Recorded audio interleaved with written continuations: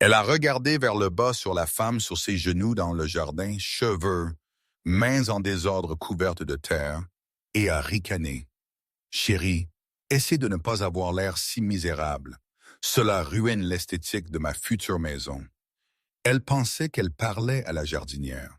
Elle n'avait aucune idée qu'elle insultait en fait la propriétaire du domaine de 50 millions de dollars sur lequel elle se tenait. Ceci est l'histoire de Talia Vanderwall, une arriviste dont l'arrogance l'a aveuglée à la vérité, et Isabelle Carmichael, la puissance silencieuse derrière l'Empire, qui l'a laissé creuser sa propre tombe avant de l'y enterrer. Restez là. La façon dont cette femme est exposée est la chose la plus satisfaisante que vous entendrez de toute l'année. Les portes en fer du Blackwood Manor à Greenwich, Connecticut, ne se sont pas juste ouvertes. Elles se sont séparées comme la mer Rouge, n'admettant que ceux dont la valeur nette pouvait rivaliser avec le PIB d'un petit pays. C'était un samedi matin à la mi-octobre, le genre où l'air est frais, les feuilles brûlent de teinte ocre et cramoisie, et l'odeur de vieil argent plane lourdement dans l'allée. Isabelle Easy Carmichael était sur ses genoux dans la terre. Pour l'œil non averti, Easy ressemblait à un désastre. Elle portait une salopette en jean trop grande qui avait connu de meilleurs jours. Une chemise en flanelle avec une déchirure au coude et des bottes Wellington en caoutchouc recouvertes de boue. Ses cheveux d'un brun châtain foncé étaient tirés en un chignon chaotique, maintenus ensemble, par un crayon qu'elle y avait enfoncé dans un moment de désespoir. Elle ne jardinait pas pour le spectacle. Elle menait en fait une bataille perdue d'avance avec une parcelle de buissons d'hortensias têtues qui refusait de fleurir correctement. Easy adorait ça. Elle adorait le silence du sol. C'était le seul endroit où elle n'était pas Madame Carmichael, la trésorière, ou Isabelle, la PDG. Ici, elle était juste une femme essayant de garder une plante en vie. Un craquement sec de gravier a brisé sa concentration. Easy n'a pas levé les yeux immédiatement. Elle a supposé que c'était Madame Higgins, la gouvernante, venant lui dire que le déjeuner était prêt, ou que son mari Benedict cherchait à nouveau ses clubs de golf. « Excusez-moi, vous là, celle qui joue dans la boue ?» La voix était nasale, aiguë, et dégoulinait d'une supériorité imméritée. Easy a essuyé son front avec le dos de son poignet, laissant une tache de terre sur son sourcil, et s'est retourné. Debout sur l'allée pavée immaculée à quelques pas de son parterre de fleurs prisées, se tenait une femme qui avait l'air d'avoir été emballée sous vide dans des marques de créateurs. Elle portait un tailleur Chanel en tweed couleur crème qui coûtait probablement plus qu'une voiture américaine moyenne. Ses talons étaient des Louboutins, les semelles rouges clignotant comme des lumières d'avertissement, et elle serrait un sac Birkin si fort que ses phalanges étaient blanches. C'était Talia Vanderwall. Talia était la nouvelle petite amie de Gregory Pence, un associé junior de la firme de capital investissement de Benedict. Izzy savait qui elle était parce que Gregory n'avait pas cessé de parler d'elle pendant des semaines. « C'est un mannequin », avait dit Gregory. « Elle a du goût », avait-il insisté. La regardant maintenant, Izzy pensait qu'elle ressemblait moins à un mannequin et plus à un prédateur inspectant un territoire qu'elle avait l'intention de conquérir. « Puis-je vous aider ?» a demandé Izzy, se levant. Elle a essuyé ses mains sur sa salopette, mais la terre est restée. Talia a plissé son nez, faisant un pas en arrière dramatique comme si la pauvreté pouvait être contagieuse. « Dieu, j'espère que non. Vous avez l'air d'être sorti d'une benne à ordures. Je cherche l'entrée principale, et quelqu'un pour porter ça. » Talia a désigné le coffre de sa voiture, un Mercedes Wagon vert lime qui avait l'air ridicule contre l'architecture majestueuse du manoir. Le coffre était ouvert, révélant des cartons de vin et de décoration. « La fête est ce soir », a annoncé Talia, vérifiant sa montre incrustée de diamants. « Je suis ici tôt pour superviser. Gregory m'a dit que le personnel ici manquait. » Clairement, il avait raison. Izzy a cligné des yeux. Supervisor, c'était de la maison d'Izzy. C'était le gala annuel d'automne d'Izzy. Elle n'avait pas embauché Talia pour superviser quoi que ce soit. En fait, elle avait à peine accepté de laisser Gregory amener un invité supplémentaire. Je pense qu'il y a eu un malentendu, a dit Izzy calmement, sa voix douce mais ferme. Le personnel est entièrement préparé. Nous n'avons pas besoin de supervision. Talia a ri. C'était un son froid et sec. Oh chérie, vous pensez faire partie de l'équipe? C'est mignon. Écoutez, je ne sais pas si vous êtes la jardinière ou juste une fille du coin qu'ils ont embauchée pour nettoyer le patio, mais laissez-moi être clair. Je serai la dame de cette maison plus tôt que vous ne le pensez. Izzy a incliné la tête. C'est ça? Gregory devient associé le mois prochain, a dit Talia, examinant ses ongles manucurés. Et Benedict, eh bien, disons simplement que le vieil homme perd sa poigne. Gregory dit qu'il dirige pratiquement déjà la firme. Une fois qu'il prendra le contrôle, nous passerons beaucoup plus de temps ici. Alors, je vous suggère de commencer à m'impressionner maintenant. Commencez par prendre ces cartons. Izzy a senti une étincelle de colère dans sa poitrine, mais elle l'a étouffée. C'était trop beau. Si cette femme voulait jouer à des jeux, Izzy jouerait le jeu. Je vois, a dit Izzy, baissant la tête soumise. Je n'avais pas réalisé. Je verrai ce que je peux faire pour les cartons. Ne vous contentez pas de voir ce que vous pouvez faire, éclatait Talia, claquant des doigts près du visage d'Izzy. Faites-le, et soyez prudente avec le pinot. Il est millésimé. Il vaut probablement plus que votre salaire annuel. Izzy s'est dirigée vers le wagon. En atteignant le premier carton, elle a aperçu son reflet dans la vitre polie de la voiture. Elle avait l'air ridicule, mais à l'intérieur, elle souriait. « Oh, Talia !» a-t-elle pensé. « Vous n'avez aucune idée à qui vous venez de déclarer la guerre. » Izzy a sorti le premier carton de vin de la Mercedes. C'était lourd et le carton s'enfonçait dans ses doigts. Elle n'était pas frêle. Des années d'aviron à l'université et de yoga quotidien la maintenaient forte, mais c'était le principe de l'affaire. Elle portait du vin bon marché pour une femme qui insultait actuellement son mari. « Attention !» écriait Talia depuis le poche. Elle s'était installée confortablement sur l'une des chaises à bascule en osier, faisant défiler son téléphone. « Si vous laissez tomber ça, je le retirerai de votre salaire. » Izzy a serré les dents et a porté le carton jusqu'aux escaliers. « Où voulez-vous ce que là, madame ?» a-t-elle demandé, forçant le mot madame, à sortir comme un noyau de cerise. « Cuisine, évidemment, et ne traînez pas debout sur le parquet. » A commandé Talia, ne levant pas les yeux de son écran.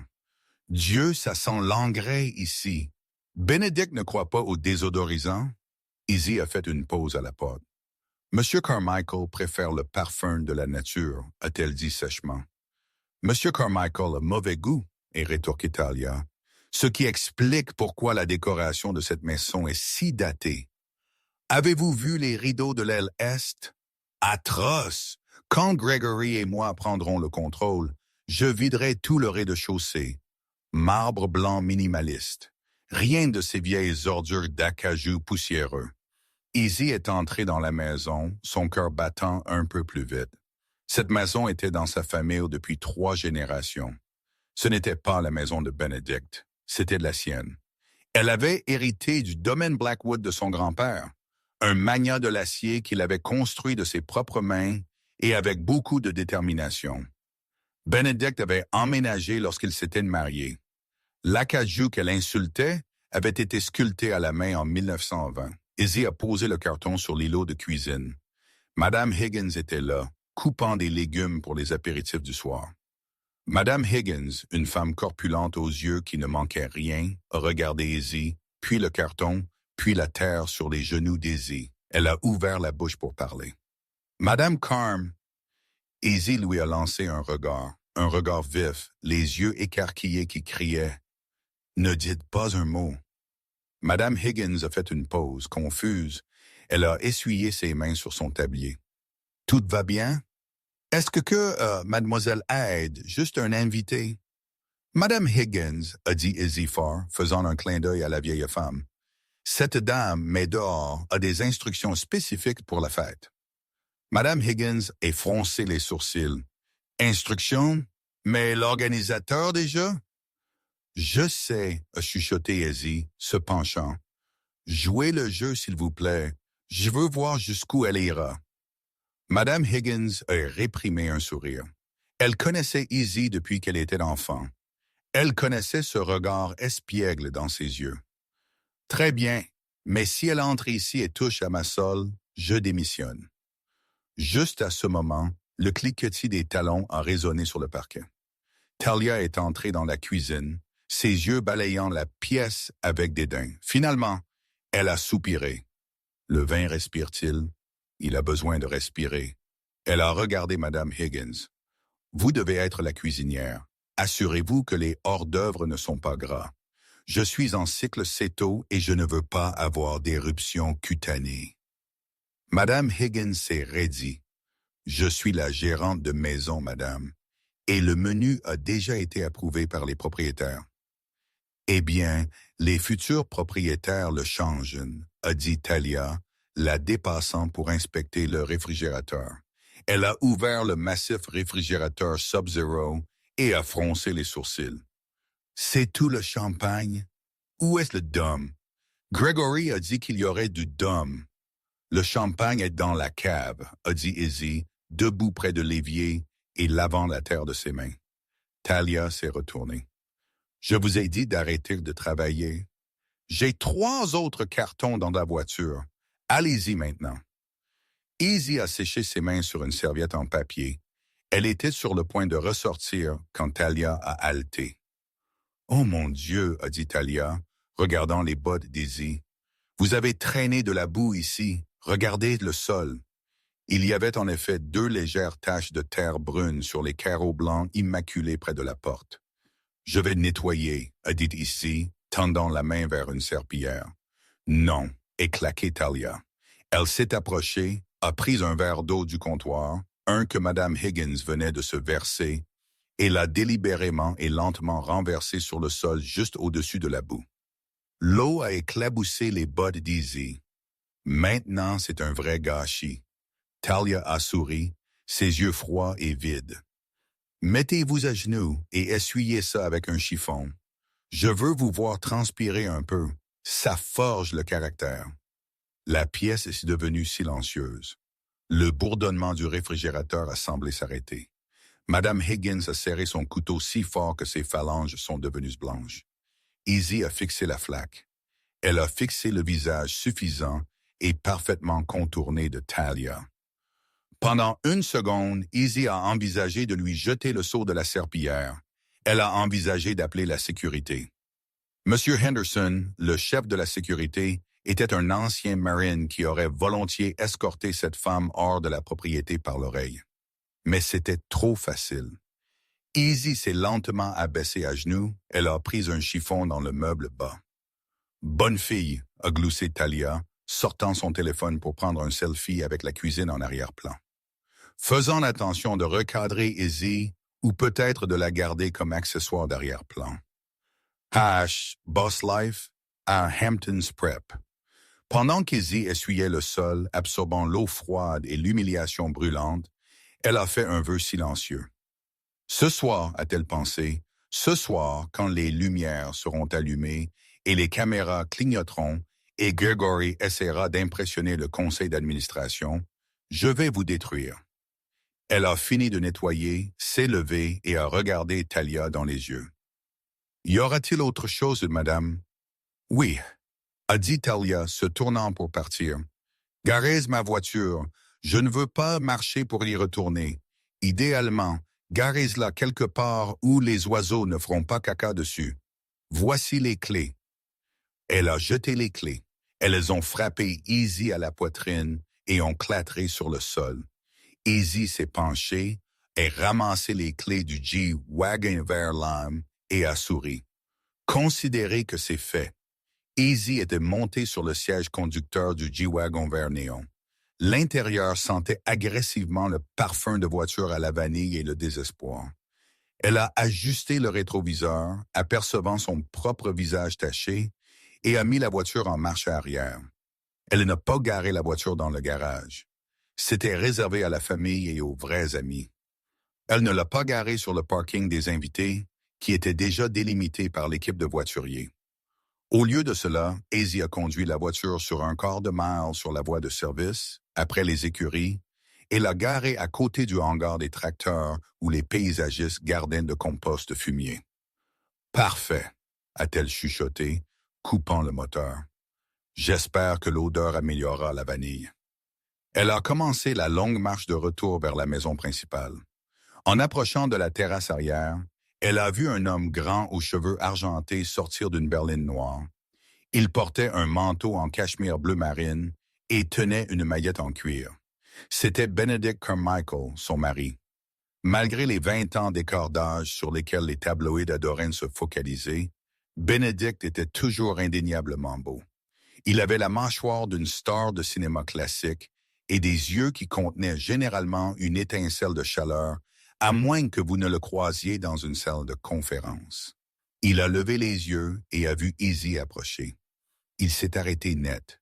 Ses yeux se sont écarquillés en remarquant ses bas de boueuse, la tache sur sa chemise et le crayon dépassant de son chignon en désordre. « Isabelle » a-t-il appelé, sa voix remplie d'inquiétude. « Chérie, que s'est-il passé? Le système d'arrosage a-t-il encore explosé? » Izzy a couru vers lui, et il n'a pas hésité à l'envelopper de ses bras dans son manteau coûteux. « Sois maudite !» Il l'a embrassé sur le front, sans se soucier de la saleté. « Je vais bien !» rit Izzy, reculant. « Je faisais juste du jardinage et puis, eh bien, j'ai eu une altercation avec l'invité de Gregory Pink. » Benedict a grogné, levant les yeux au ciel. « Ah, l'infâme Talia! Gregory n'a pas arrêté de parler d'elle. Il prétend qu'elle est une vision d'élégance.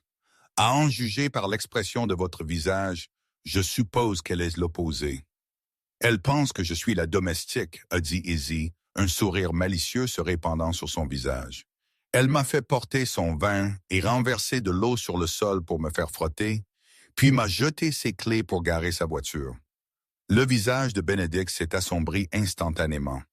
La chaleur a disparu de ses yeux, remplacée par l'acier qui faisait de lui une terreur à Wall Street. « Elle a fait quoi? Où est-elle?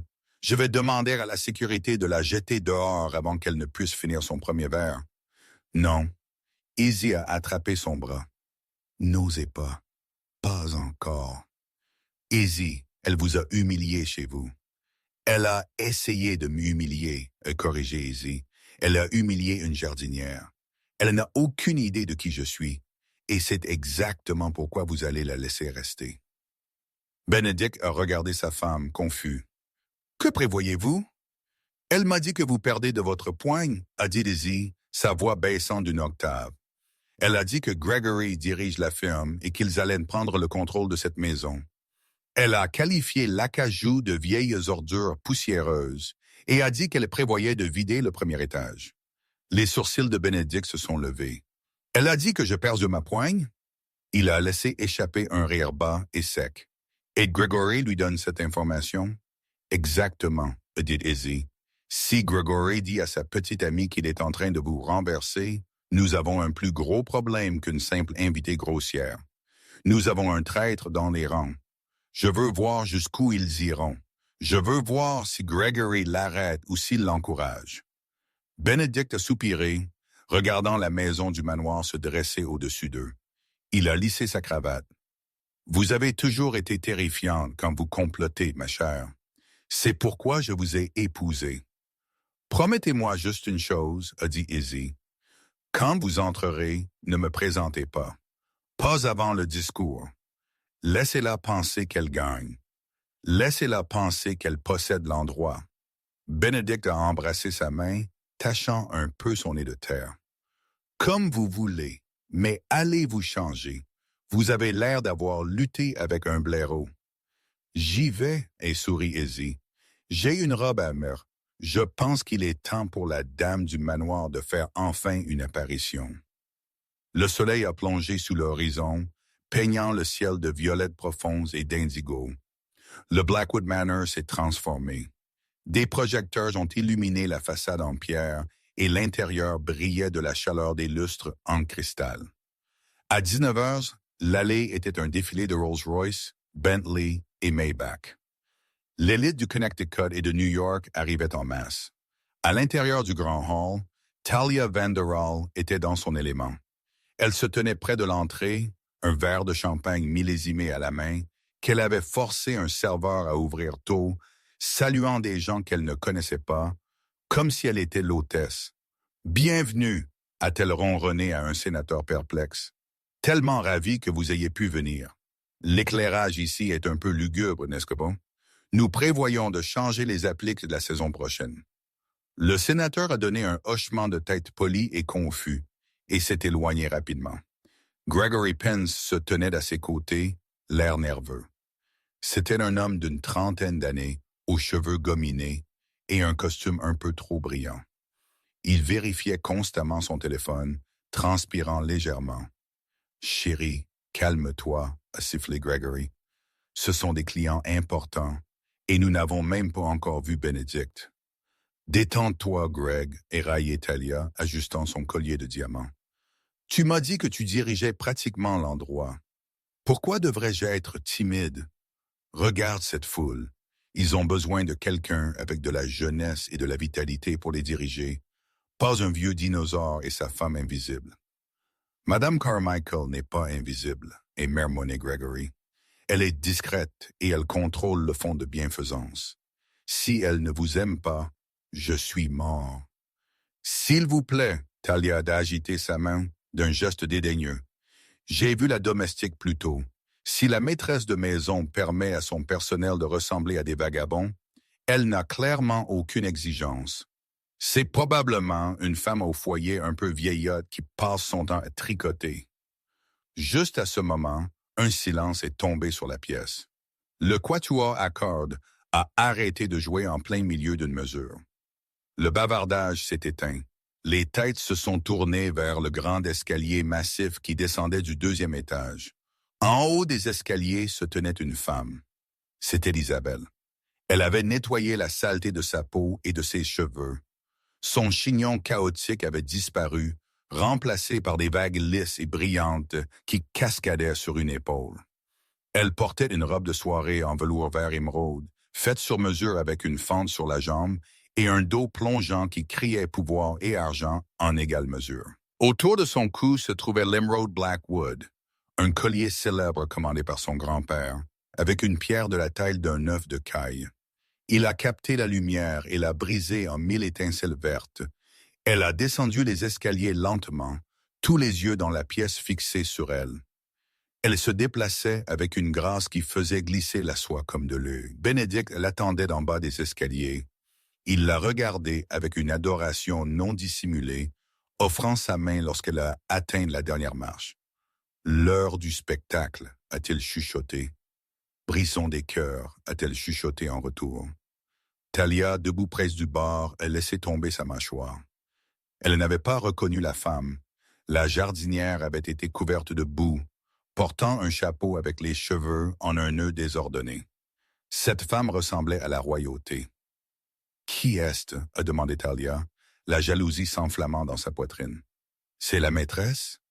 « Elle ressemble à une escort girl haut de gamme. » Gregory est devenu pâle. « C'est, » a-t-il étouffé, « Isabelle Carmichael. C'est la femme. » Talia a cligné des yeux. « Elle, c'est la femme?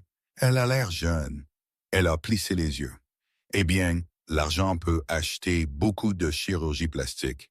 Elle n'a probablement pas de cervelle. Regardez comme elle s'accroche à Benedict, femme trophée pure et dure. » Talia a bu le reste de son champagne. « Allez, Gregory, présentez-moi. Je veux lui montrer qui est le vrai alpha dans la pièce. » « Talia, non. » Gregory a essayé de l'arrêter, mais elle était déjà en mouvement, se frayant un chemin à travers la foule comme un requin sentant le sang. Easy et Benedict saluèrent le maire quand Talia a fait irruption dans le cercle. « Benedict !» a s'est exclamé Talia, sa voix assez stridente pour briser le verre. Elle a tendu une main, ignorant complètement Easy. « Tellement merveilleux de vous voir enfin.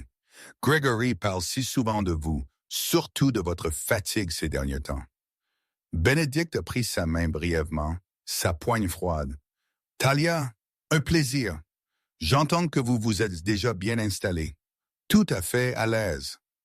Oh, absolument, a souri Talia. J'ai dû remettre votre personnel en forme plus tôt. Incompétence totale dans la cuisine. Et la jardinière. Mon Dieu, vous devez vraiment virer cette fille.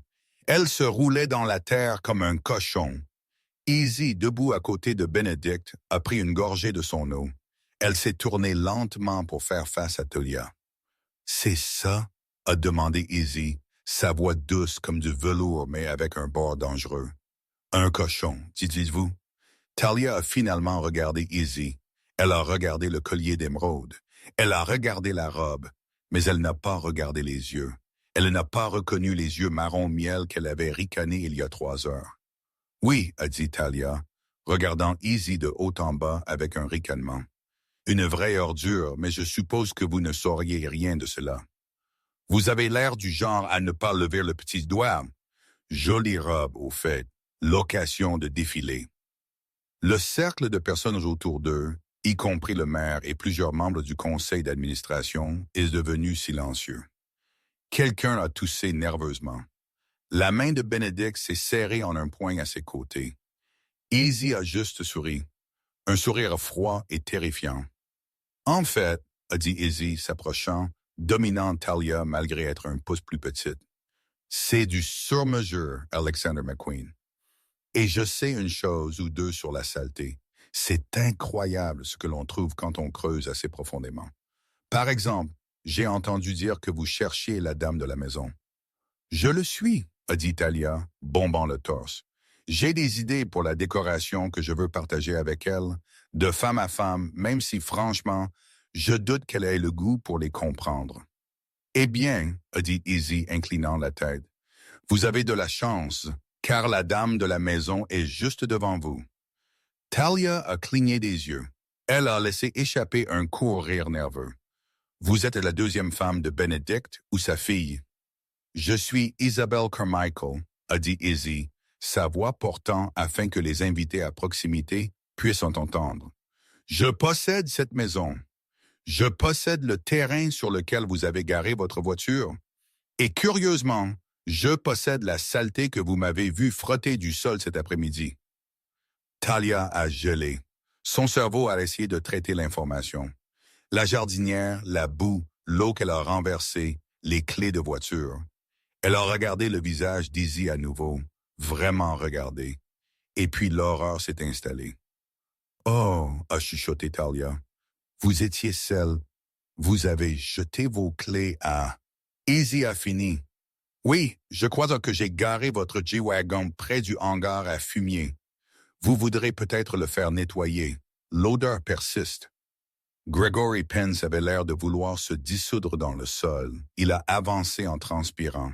« Madame Carmichael, je n'avais aucune idée. Talia ne voulait pas. » « Oh, elle a voulu dire chaque mot, Gregory, et interrompu Benedict, sa voix tonitruante. Elle était très claire sur ses plans. Quelque chose à propos de vider le premier étage et comment je perds de ma poigne. Les invités ont haleté. Ce n'était pas juste une gaffe de fête, c'était une exécution publique. Talia, réalisant qu'elle était acculée, a décidé de redoubler d'efforts. Le désespoir la rendait imprudente. « Eh bien, a-t-elle claqué, son visage devenant rouge. Peut-être que si vous ne vous habilliez pas comme une clocharde, les gens ne vous traiteraient pas comme telle. Ce n'est pas ma faute si vous avez l'air d'une servante pendant votre temps libre. Et honnêtement, Benedict, Gregory est l'avenir de la firme. Tout le monde le sait. Vous n'êtes plus qu'un figurant maintenant. » Elle a attrapé le bras de Gregory. « Dis-lui, Greg. Dis-lui comment tu portes l'entreprise. » La pièce s'est tournée vers Gregory. Le silence était lourd, suffocant. Gregory Pence se tenait sur un précipice. Gregory a balbutié. Il a regardé Benedict, l'homme qui l'avait mentoré. Il a regardé Izzy, la femme dont le nom de famille était sur le bâtiment. Puis il a regardé Talia, la femme qui venait de les insulter tous les deux. « Eh bien, a défié Benedict, portez-vous mon entreprise, Gregory? » Le silence dans le grand hall était absolu. 300 des personnes les plus influentes de la côte Est retenaient leur souffle, leurs yeux allant de Benedict, se racle la gorge le formidable PDG, à ici la révélée aisée, et à Gregory, l'homme pris entre deux feux. Gregory Pence a regardé Talia. Son visage était rougi d'indignation, ses yeux écarquillés d'une attente maniaque qu'il la défende. Puis il a regardé Benedict. Benedict se tenait comme une statue sculptée dans le granit, son expression illisible, mais ses yeux promettant une annihilation professionnelle. Gregory a fait le calcul. D'un côté, une petite amie de 3 mois qui traitait le personnel de service comme de la saleté et venait d'insulter la femme qui signait ses chèques de paie. De l'autre côté, un salaire à 7 chiffres, une trajectoire de partenariat et toute sa réputation à Wall Street. Ce n'était même pas un choix. Gregory a physiquement fait un pas loin de Talia. Il a retiré son bras de sa prise comme si elle brûlait. La voix de Gregory a tremblé. Puis, il s'est raclé la gorge. Monsieur Carmichael, je veux être clair. Je n'ai jamais dit que vous perdiez de votre poigne. J'ai le plus grand respect pour votre leadership. Talia a une imagination vive. Elle a clairement trop bu. Talia a haleté, le son résonnant dans la pièce silencieuse. Elle s'est retournée vers lui, ses talons raclant le sol. « Excusez-moi, une imagination vive? Vous m'avez dit hier soir que Benedict était une vieille relique sénile et que vous dirigiez l'asile. Vous l'avez dit, Gregory. » « Je n'ai rien dit de tel, » écriait Gregory. La sueur perlait sur son front. Il a regardé Benedict, le désespoir lui nouant la gorge. « Elle ment, monsieur. Elle est folle. Je ne sais pas pourquoi elle dit cela. Honnêtement, j'essayais de rompre avec elle ce soir. » La foule a murmuré. C'était un mensonge, et tout le monde le savait. Mais c'était un mensonge brutal et délicieux.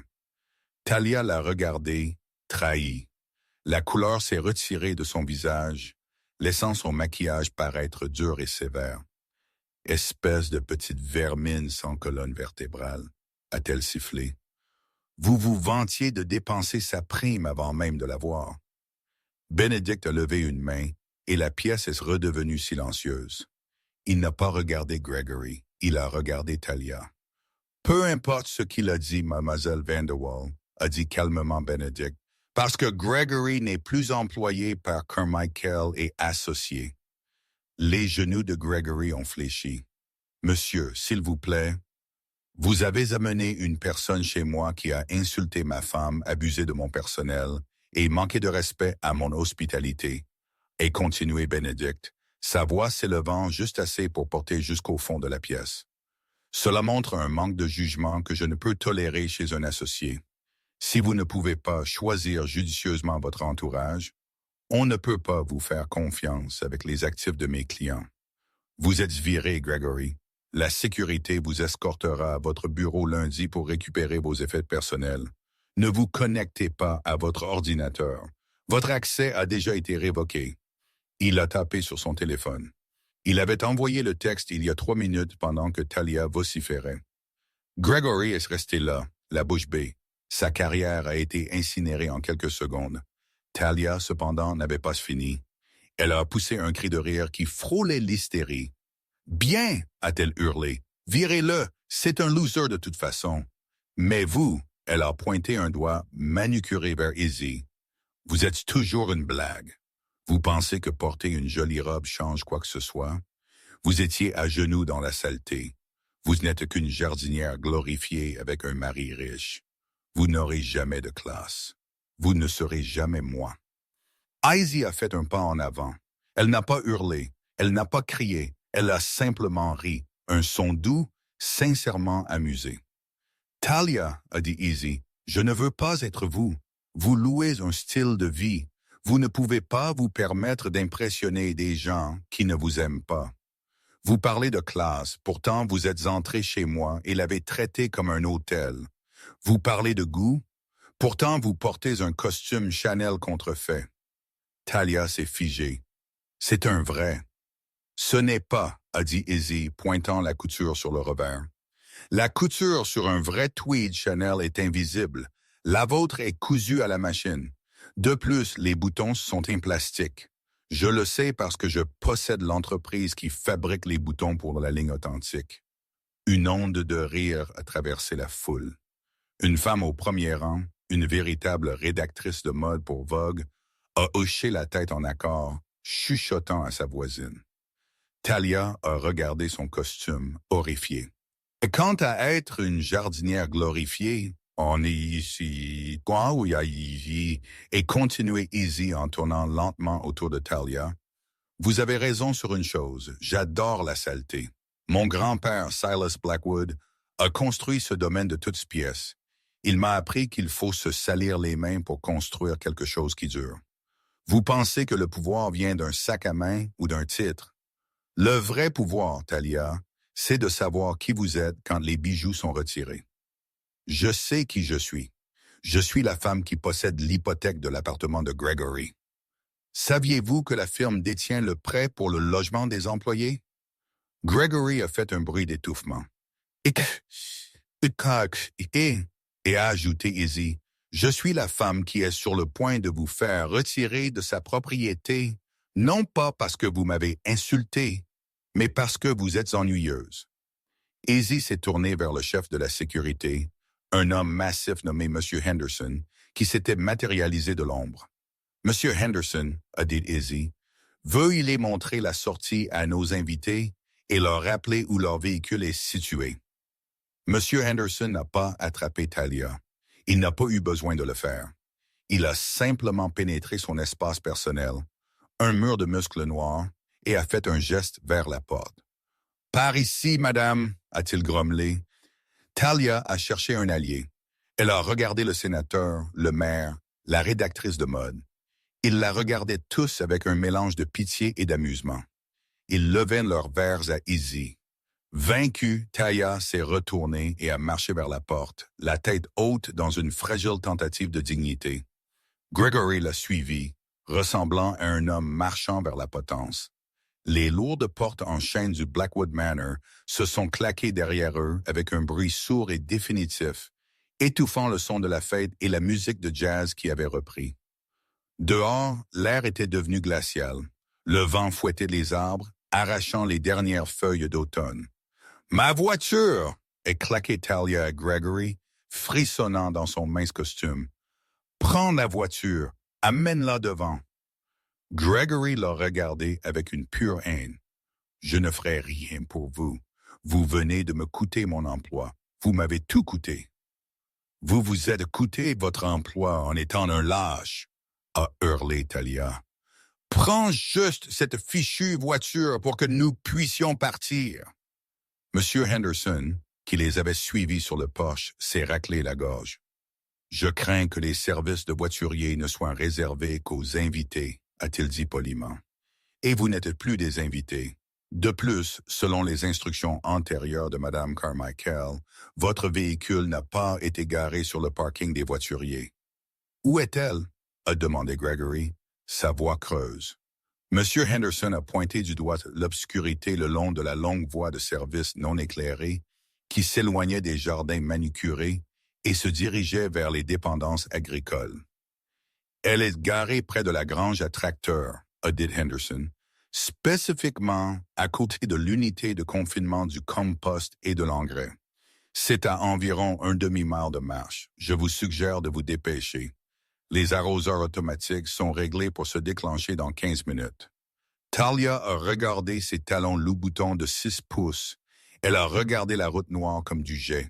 « Vous ne pouvez pas être sérieux, » a-t-elle pleuré. « Je ne peux pas marcher aussi loin avec ça. Il fait un froid de canard. » « Alors peut-être devriez-vous commencer à marcher pour générer de la chaleur corporelle, » a suggéré Henderson. « Passez une bonne soirée. » Il s'est retourné et est rentré à l'intérieur, fermant la porte à clé. Laissés seuls dans le froid, Talia et Gregory sont restés silencieux un instant. Puis Gregory a commencé à marcher. « Gregory, attends. » Talia a boitillé après lui. « Donne-moi ta veste. »« Non, » a dit Gregory sans se retourner. Il a boutonné sa veste de costume plus serrée. « J'en ai besoin. Contrairement à vous, je n'ai pas de carrière de mannequin sur laquelle me rabattre. Je suis un mannequin, a hurlé Talia, trébuchant sur un pavélage. Vous avez un compte Instagram avec des followers achetés, Talia, a craché Gregory. Izzy vous a exposé. Le costume est faux. Vous êtes fausse. Et maintenant, grâce à vous, je suis fauché. Ils ont marché dans le noir. Le vent hurlait. Les talons de Talia ont coulé dans la terre molle une fois qu'ils ont quitté l'allée. La boue, la même boue dont elle s'était moquée d'Izzy, a commencé à s'incruster sur ses chaussures, ruinant les semelles rouges. Elle a éclaboussé ses mollets. Au moment où ils ont atteint la grange des tracteurs, Talia tremblait violemment. Ses cheveux étaient un désordre ébouriffé par le vent, son maquillage coulait, et ses pieds étaient couverts d'ampoules. Et puis l'odeur les a frappés. Le wagon était garé exactement là où Izzy l'avait laissé, juste à côté d'un énorme tas de fumier de cheval fumant et en décomposition. L'odeur était piquante, forte et accablante. Pour aggraver les choses, Izzy avait laissé la vitre côté conducteur légèrement entr'ouverte d'un pouce, juste assez pour que l'odeur imprègne l'intérieur en cuir. Gregory a fixé la voiture. Il a commencé à rire. C'était un rire brisé, sanglotant. « Ça sent la merde », a-t-il dit. « Ça sent exactement notre avenir. » Il a déverrouillé la voiture. Talia a cherché à tâtons la poignée passager, mais elle était verrouillée. « Déverrouille-la, là !» a-t-elle crié, frappant sur la vitre. Gregory est monté sur le siège conducteur. Il est resté là un instant, respirant l'odeur de vanille et de fumier. Il a regardé Talia à travers la vitre. Elle ressemblait à une banshee, boueuse, en colère et désespérée. Il a démarré le moteur. Il n'a pas déverrouillé la porte passager. Les yeux de Talia se sont écarquillés. « Gregory, déverrouille la porte !» Gregory a baissé la vitre de 2 pouces. « Vous avez dit que vous vouliez être indépendante, » a dit Gregory, sa voix plate. « Vous avez dit que vous étiez la dame du manoir. Eh bien, profitez du domaine. Je suis sûr que vous pouvez trouver un Uber.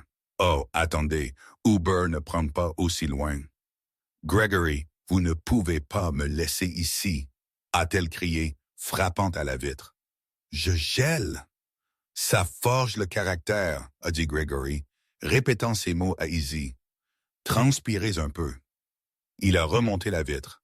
Talia a regardé, incrédule, le wagon vers Lime reculer, faire demi-tour et s'éloigner sur la voie de service, la laissant seule dans le noir, debout dans la boue, à côté d'un tas de fumier, avec pour seule compagnie le vent hurlant. Elle laisse rester là une longue minute, le silence de la campagne se moquant d'elle. Puis son téléphone a vibré. Elle l'a sorti de ses doigts tremblants. C'était une notification d'Instagram. Quelqu'un l'avait taguée dans une publication. Elle l'a ouverte. C'était une photo du compte officiel du Blackwood Manor.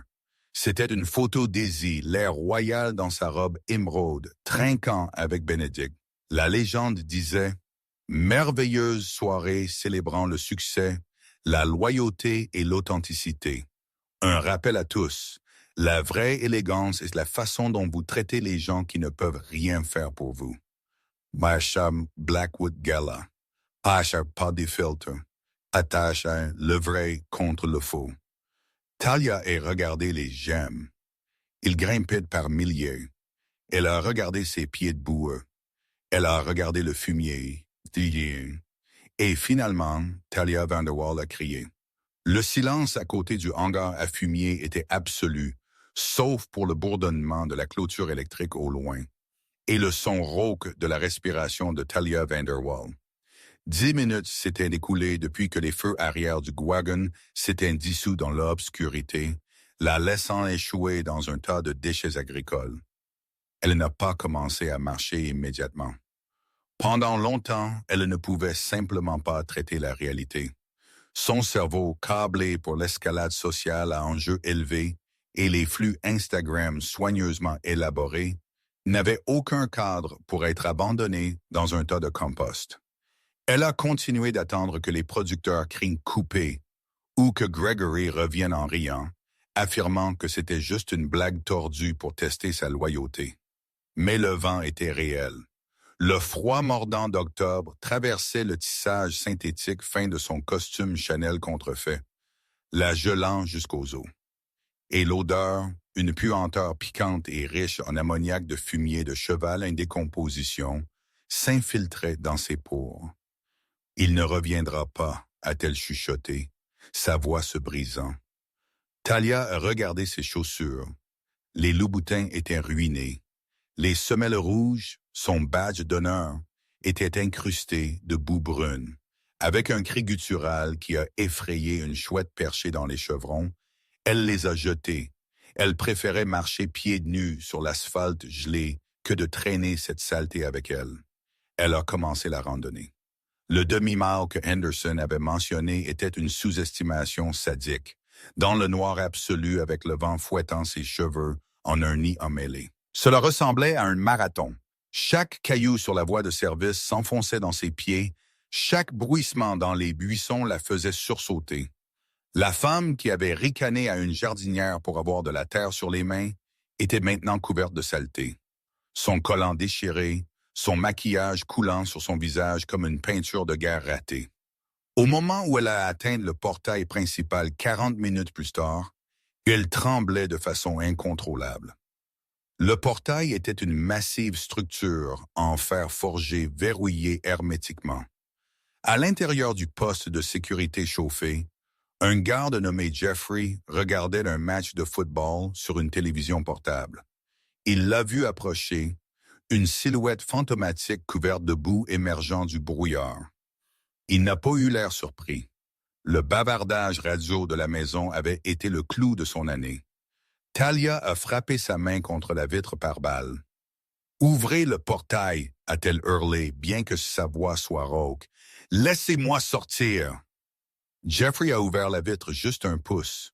Un souffle d'air chaud a frappé le visage de Talia, sentant le café et le confort, la narguant. « Le portail est automatisé pour les véhicules seulement », a dit poliment Jeffrey, son ton indifférent. « La sortie piétonne est le tourniquet à votre gauche. » Il a montré une étroite cage métallique rotative qui ressemblait plus à une sortie de prison qu'à la porte d'un domaine de 50 millions de dollars. « J'ai besoin d'une voiture », a exigé Talia, essayant de retrouver le fantôme de sa supériorité. « Appelez-moi une limousine ou un Uber maintenant. » Jeff a pris une lente gorgée de son café. « Désolé, pas de réception cellulaire dans la cabine et la ligne fixe est réservée aux urgences. Problème de riche, je suppose. » « C'est une urgence. »« Une urgence implique du sang ou du feu, madame, » a dit Jeffrey d'un air impassible. « Vous avez juste l'air un peu humide. L'autoroute principale est à 1 mile plus loin. Vous pourriez y avoir un signal. » Il a refermé la vitre, augmentant le volume du jeu. Talia l'a regardé une seconde, la bouche bée, avant de laisser échapper un sanglot de pure frustration. Elle a poussé à travers le lourd tourniquet métallique, les barres de fer se refermant derrière elle avec une finalité qui ressemblait au coup de marteau d'un juge. Elle a marché encore 30 minutes jusqu'à une station-service délabrée sur la route 1. Le pompiste, un adolescent avec des écouteurs autour du cou, n'a même pas levé les yeux de son téléphone pendant qu'elle se blottissait dans un coin près de la machine à graniter, frissonnant et sentant le compost. Il a fallu 45 minutes à un chauffeur de covoiturage pour accepter sa demande. Quand il est arrivé, un homme nommé Dave conduisant une Honda Civic cabossée. Il l'a regardé une fois et a ouvert le coffre. « J'ai une bâche à l'arrière », a dit Dave à travers la vitre. « Vous allez devoir vous asseoir dessus. Je viens de faire nettoyer cette sellerie. » Talia Vanderwall, la femme qui avait exigé du pinot noir millésimé 3 heures plus tôt, s'est enveloppée dans une bâche en plastique bleu qui sentait le chien mouillé et a pleuré tout le chemin du retour jusqu'à son appartement en sous-location. Le soleil s'est levé sur Blackwood Manor, baignant le domaine d'une lumière dorée et triomphante. L'air était vif, purifié par le vent de la nuit. Dans la suite parentale, Isabelle Izzy Carmichael s'est réveillée à l'odeur de café colombien fraîchement moulu. Elle a étiré ses muscles, légèrement endoloris par le jardinage, mais c'était une bonne douleur, une douleur satisfaite. Benedict était assis dans le fauteuil à dossier auprès de la fenêtre, faisant défiler son iPad. Il a levé les yeux, un éclair malicieux dans les yeux. « Bonjour, jardinière en chef », a-t-il taquiné. Easy a grogné, tirant la couette sur sa tête. « Ne me dis rien, c'est grave. » Benedict rit. « Easy, vous avez cassé Internet. L'équipe des médias sociaux dit que l'engagement a augmenté de 4000%. » Il s'est approché et s'est assis sur le bord du lit, lui montrant l'écran. La photo que l'équipe avait postée, celle d'Izzy dans sa robe émeraude, l'air royal mais abordable, avait été partagée 50 000 fois. Mais ce n'était pas seulement la publication officielle. « Regardez ça », a dit Benedict, ouvrant TikTok. Une vidéo filmée par une invitée, Madame Van Doren, était en vogue. C'était une séquence tremblante de la confrontation, spécifiquement le moment où Izzy a disséqué la tenue de Talia. La couture sur un vrai tweed Chanel est invisible. La vôtre est cousue à la machine. Le clip avait 3 millions de vues. Les commentaires étaient une cascade défilante de louanges. Reine Izzy, la façon dont elle a mis fin à sa carrière sans élever la voix, légendaire. Objectif jardinage, note à moi-même, ne jamais insulter une femme en salopette dans un manoir. Police de la mode, le démontage des boutons. Je hurle. Elle possédait littéralement l'usine de boutons. On ne peut pas inventer ça. Et Benedict a ajouté, son visage devenant sérieux mais satisfait. Le conseil d'administration est extatique. Il pense que ce récit d'authenticité est exactement ce dont la firme avait besoin. Vous nous avez humanisés, Izzy. En bas, l'atmosphère était électrique. Quand Izzy est entré dans sa cuisine vêtue de sa robe de chambre, le personnel a applaudi spontanément. Madame Higgins souriait si fort que son visage semblait pouvoir se fendre. « J'ai préparé votre plat préféré, Madame Carmichael », a dit Madame Higgins, plaçant une assiette de Benedict sur l'îlot. « Et je me suis permis de jeter le reste de ce vin bon marché que la femme a apporté. Je l'ai utilisé pour nettoyer les canalisations. » Izzy a ri, prenant une bouchée. « Merci, Madame Higgins, mais ne soyons pas trop durs. Je pense que l'univers s'est chargé de sa punition. » L'univers s'en était chargé, mais Benedict Carmichael l'avait aidé. Le lundi matin, Gregory Pence est arrivé à la tour de verre et d'acier de Carmichael et associés. Il avait passé le week-end en panique, appelant tous les contacts qu'il avait, mais personne ne répondait. Il espérait, priait que Benedict se calmerait. Sûrement une carrière de 10 ans ne serait pas jetée aux oubliettes pour une seule mauvaise soirée. Il a marché jusqu'au tourniquet et a tapé son badge. Bip, bip, accès refusé. Il l'a tapé à nouveau. Accès refusé.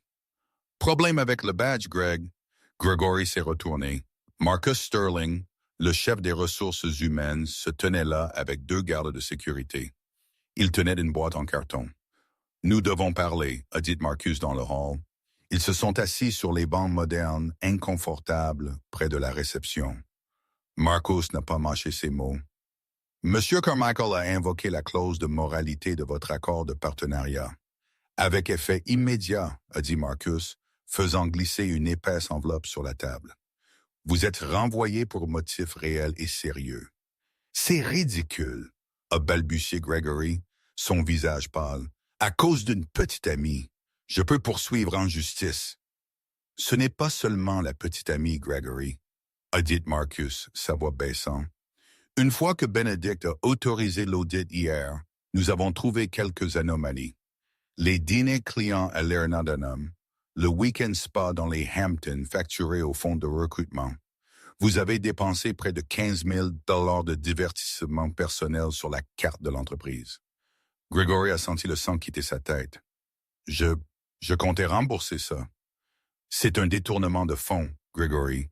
Nous n'engageons pas de poursuite pénale uniquement parce que Mme Carmichael nous a demandé de ne pas le faire. Elle a dit, « Vous avez été assez puni par votre propre stupidité. mais vous avez fini ici et vous avez fini à Wall Street. Marcus s'est levé et a posé la boîte en carton sur le banc. Elle contenait une agrafeuse, une balle anti-stress et une photo encadrée de Gregory serrant la main de Benedict. Le verre était craqué. La sécurité vous escortera à la sortie. Ne nous citez pas comme référence. 6 mois plus tard, LinkedIn a mis à jour le statut de Gregory. Il n'était plus à New York, il était retourné en Ohio pour travailler au concessionnaire de voitures d'occasion de son frère. Il passe ses journées à essayer de vendre des garanties prolongées sur des Honda Accord de 2018. Il dit à quiconque veut l'entendre qu'il gérait autrefois un fonds d'1 milliard de dollars, mais les clients veulent juste savoir si la berline a des sièges chauffants. Si la chute de Gregory était financière, celle de Talia était une annihilation sociale totale. Elle a essayé de se défendre. 2 jours après la fête, elle a posté une vidéo de 20 minutes sur YouTube intitulée « Ma vérité, comment j'ai été intimidée par une milliardaire ».